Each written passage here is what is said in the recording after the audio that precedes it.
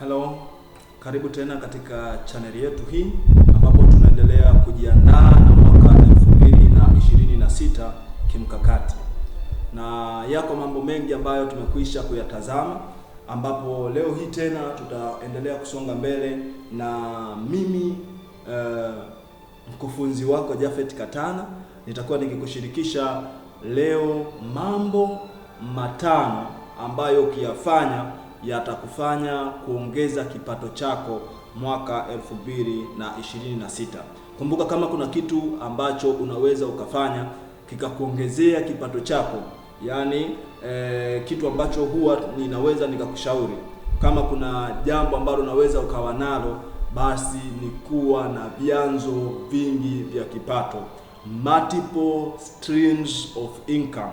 Ukiwa na vyanzo vingi vya mapato au ukiwa na vyanzo vingi vya kukuletea kipato, huwa ni uthabiti, unakuwa imara. Kumbuka, meza yenye mguu mmoja huwa ikianguka ni rahisi kuanguka, haina stability. Lakini meza yenye miguu minne hata ukiipiga teke haianguki mara moja, inajiburuza kusogea. Sasa hiyo ni na miguu minne, ukiongeza ikawa na miguu sita, inaendelea kuwa imara. Ukiendelea kuimarisha miguu mingi, ina maana unaifanya hiyo meza hata isitikisike. Kwa kumbe, utakapoongeza vyanzo vya kipato, utaendelea kuwa imara kuanzia mwaka 2026.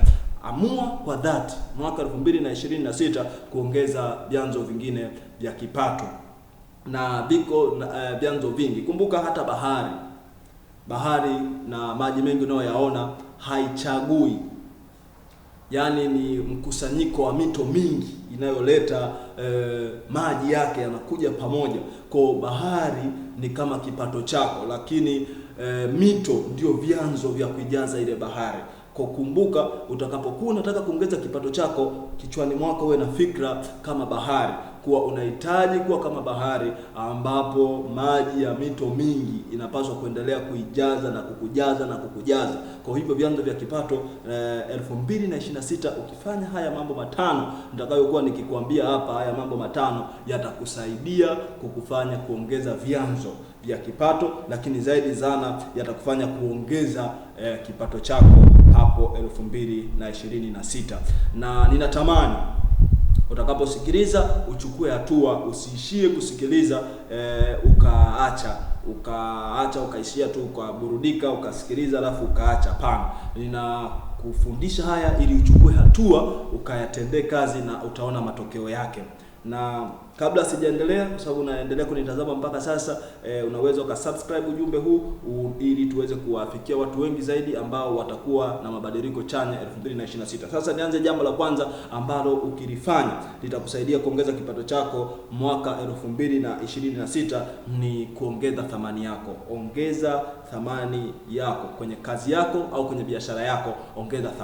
Ongeza thamani. Kama unafanya biashara, angalia namna bidhaa zako unazoziuza zitakuwa na ubora kiasi gani, lakini utaongeza unasema creativity, buni, ongeza kitu, lugha zako unazoongea na wateja wako, namna unafanyia packaging, namna unafanyia delivery, namna unavyozungumza nao, namna unachofanya. Ongeza thamani. Wewe ukiwa kazini, utendaji wa kazi, muda unaotumia kuifanya hiyo kazi, yani hakikisha unaongeza thamani, watu waone thamani ndani yako. Ukifanya hivyo, basi kipato chako kitaongezeka. Ndio maana kuna maeneo ukienda, mfano ukataka chakula, utauziwa kwa bei kubwa, kwa sababu kinatengenezwa haraka, fast food.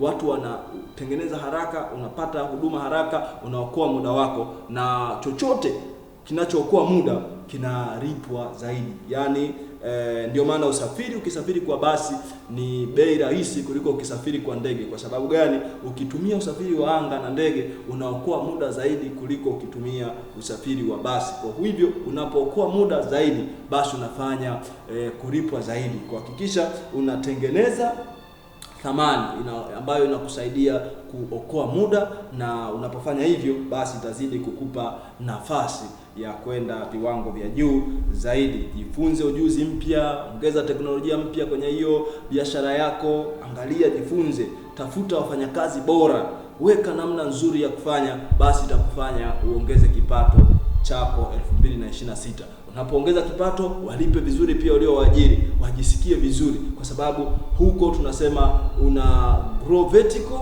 and grow horizontally. Unakuwa ukipanda juu, lakini vile vile unakuwa ukitawanyika kwa uralo, ili hata wale wanaokusaidia kazi zako nao wenyewe wakue kwenda hatua zingine. Ni furaha sana kuona watu unaofanya nao kazi nao wanakuwa, lakini biashara zako nazo zinakuwa, na thamani ikipanda basi huwa kipato nacho kinaongezeka. Kwa ongeza thamani ili uweze kupanda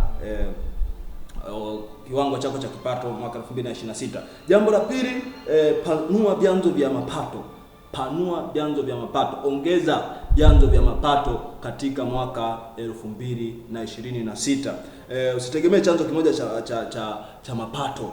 Ni hatari. Kama ni biashara inafanya vizuri hapa Dar es Salaam, ongeza, fungua matawi. Isiwe moja tu ikaishia kuwa hiyo. Ongeza, angalia na fursa zingine. Ongeza vyanzo vya mapato. Usiishie kuwa na chanzo kimoja. Ongeza, wewe unafanya kazi, jifunze kuwekeza. Unafanya kazi zako pia unapata faida ile itumie kuwekeza, itumie kufanya mambo mengine bora zaidi ya kukuongezea vipato. Wewe upo kazini, tengeneza side hustle. Angalia namna ambayo utaendelea pia kujiboresha kwa namna hiyo. Weka biashara ndogo ndogo wewe uliye kazini, angalia namna utaleta solution pia katika maeneo ya majumbani kwako au katika mtaa wako. Angalia au eneo fulani nyingine, anzisha kitu kingine ambacho nacho kinakuletea kipato.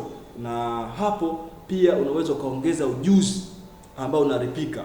Kuna ujuzi mwingi ambao watu wanakulipa, wako tayari kukulipa kwa ajili ya ujuzi huo. Basi pia jifunze, tafuta short course, fanya, jifunze, soma, ongeza kitu ambacho ujuzi unaweza ukakuletea kipato. Tafuta ujuzi wa namna hiyo, basi watu watakuwa wako tayari kukulipa, na 2026 kipato chako kitaongezeka. Na ukiongeza kipato chako, ujue wazi ya kwamba unaendelea kuwa thabiti na unaendelea kuwa imara. Angalia kila fursa ambazo zinakuzunguka, ambazo unaweza zitumie kuongeza kipato chako. Angalia, itakusaidia. Usipopanua au usipoongeza vyanzo vya kipato chako, unaiweka kesho yako au unaweka kipato chako hicho ulichonacho hatarini. Ongeza vyanzo vya kipato. Jifunze, wekeza kwenye hisa, wekeza kwenye hati fungani, wekeza. Hayo yote yatakusaidia kukufanya kuwa bora. Jifunze, lakini jambo moja, usiende kuwekeza fedha mahali ambapo huna elimu napo. Tafuta elimu ya kuwekeza, tafuta. Kuna watu wanaitwa certified financial educator. Wako hao, watafute, wasikilize, waulize maswali, watakushauri na utashauriana nao. Si jambo baya au si aibu kutokujua jambo, ila ni aibu kutokujua na kuendelea kunyamaza kimya. Usipojua jambo na ukauliza, ukafundishwa, utakuwa mjinga wa siku moja, lakini utapata kuwa mwelevu wa kuendelea, kuliko usipojua na ukaendelea kunyamaza, ina maana utaendelea kuwa mjinga daima. Kwa hiyo jiboreshe kwa kutafuta maarifa. Lakini jambo la tatu ambalo litakusaidia kuongeza kipato chako mwaka 2026 ni kusimamia fedha zako kwa hekima. Simamia fedha zako kwa hekima. Hekima ni matokeo ya maarifa. Kwa utakapokuwa na maarifa ya usimamizi wa fedha, angalia usimamizi wa miradi yako, angalia usimamizi wa fedha yako unayoipata kwenye ajira yako, angalia namna ambavyo utakaa unakuitumia, utapanga bajeti, utaweka akiba, utakuwa na mfuko wa dharura, utaishi kwa namna ambayo utakuwa bora zaidi, kwa sababu tayari umekuwa na hekima juu ya matumizi na uwekaji wako wa fedha zako unazozipata. Kumbuka, usipokuwa na ujuzi wa kuitengenezea fedha yako mazingira mazuri ya kuitumia, basi utajikuta matumizi yako siku zote yanazidi kipato. Ni kawaida hiyo, fedha au matumizi huwa yanazidi fedha unayo. Hata ukiongezewa mshahara au ukapata faida double, utajikuta matumizi yamekuja mengine ambayo hata yakuepo, yamefika pale, ile fedha ili imeisha. Kwa hakikisha una balance, matumizi yako yanakuwa chini ya kipato chako ili uweze kuendelea kwenda mbele. Kwa tatizo sio kuwa na kipato kidogo. Tatizo pia ni matumizi yasiyo na nidhamu. Usipokuwa na nidhamu, usipoweza kujizuia kufanya mambo ambayo kuna jambo ambalo unapopanga bajeti yako itabidi uangalie kuna vitu vya msingi, mahitaji ya msingi, kuna mahitaji ya ambayo ni ya muhimu lakini sio msingi, lakini kuna starehe. Kuangalia hivi vyote unapopanga bajeti yako, vyote uviweke katika utaratibu mzuri ili usiingie katika matumizi ambayo yatazidi kipato. Lakini namba 4 ambayo itakusaidia, hii itakusaidia pia kuongeza kipato chako 2026, basi jenga mahusiano yenye manufaa. Hakikisha unajenga mahusiano yenye manufaa. Fedha zipo kwa watu, fedha hupita mikononi mwa watu. Kwa kama utakuwa umejenga mahusiano na watu, basi utakuwa umejenga mifumo ya kuweza kuipata fedha. Watu jiunge na watu wanaokuwa, jiunge na watu wanaofanya biashara, jiunge na watu wenye maarifa. Hao wote ni watu ambao fedha inapita kwenye mikono yao, lakini utapata namna ya kuweza kuwafikia watu wengine. Na epuka watu wanaokatisha tamaa. Waepuke, jenga mahusiano na watu chanya. Mazungumzo yasiyo na mwelekeo, jiepushe nayo. Hayo yote hayawezi kukusaidia. Na hii ni kanuni, mahusiano sahihi huongeza fursa. Mahusiano sahihi huongeza fursa. Na tunaposema fursa, basi au bahati huwa ni fursa ambayo ni nafasi, huwa inakutana na maandalizi. Kwa kama utajiandaa, utakutana na hiyo fursa, utajikuta unapanda. Watu wanasema una bahati, kumbe unajua kujiandaa mapema, unaziona fursa kabla hazijatokea, alafu unajiandaa na zile fursa, mwisho wa siku unazifikia. Kwa jenga mahusiano mazuri. Wataalamu wanasema your network is your net worth. Kwa your network is your net worth. Kwa kama utajenga uhusiano mzuri na watu, basi ni utajiri wako. Jambo la 5 na la mwisho ambalo litakusaidia kuongeza kipato 2026, basi weka msingi mzuri wa kiroho. Weka msingi mzuri wa kiroho na maombi vile vile.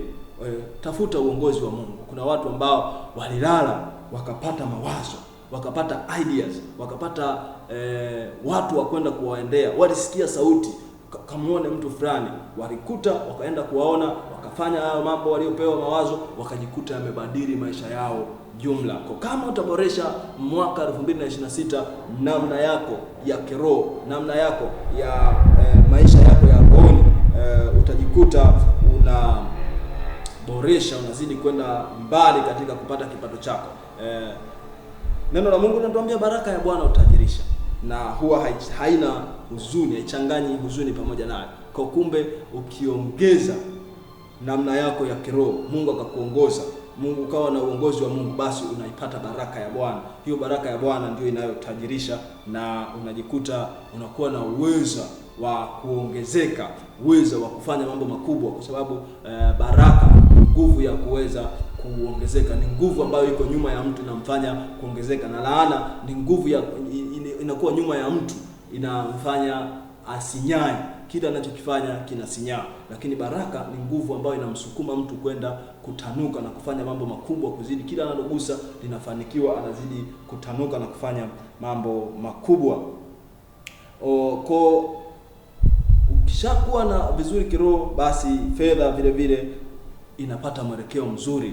Utajitenga na mambo mabaya, matumizi mabaya, utajitenga na hila, utaepushwa na mambo ya watu wabaya waliokuwa wakitaka kukudhuru. Lakini kwa sababu kwa vizuri kiroho, basi hata kipato chako kikiongezeka, utalindwa, utaepushwa na magonjwa, utaepushwa na ajali, utaepushwa na mambo mabaya ambayo yangeweza kuichukua fedha yako, utaepushwa na wezi na uharibifu, kwa sababu neno la Mungu linatuambia wazi, Bwana asipolinda mji, wanaolinda wanakesha bure. Bwana asipoijenga nyumba, wanaojenga wanafanya kazi bure. Kwa utakapokuwa unajiandaa kwa namna hiyo, itakusaidia.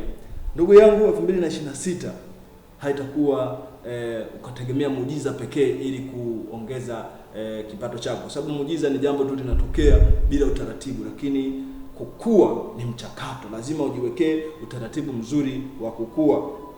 Weka nidhamu, ongeza maarifa, kuwa na maamuzi chanya.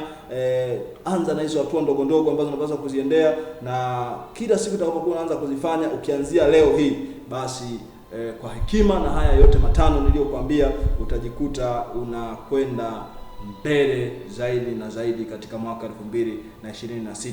Basi katika ujumbe huu ninakushukuru kwa kama umenifuatilia mpaka hapa. Unaweza ukalike, ukacomment, lakini unaweza ukacomment nitachukua hatua 2026. Utakuwa umefanya jambo kubwa sana katika ujumbe wetu huu ambao tumezungumza nao. Subscribe tena ili tuweze kuwafikia watu wengi zaidi, mtandao uweze kusukuma ujumbe huu uwafikie watu wengi zaidi, na utakuwa umefanya jambo jema sana kuelekea mwaka 2026. Basi nikutakie kila laheri na Mungu akujalie kipato chako kikakue na ukaongezeke sana kwa maarifa haya ambayo umeyasikia katika channel yetu hii. Ninakutakia kila laheri. Bye bye, ninakuaga kutoka hapa studio yetu.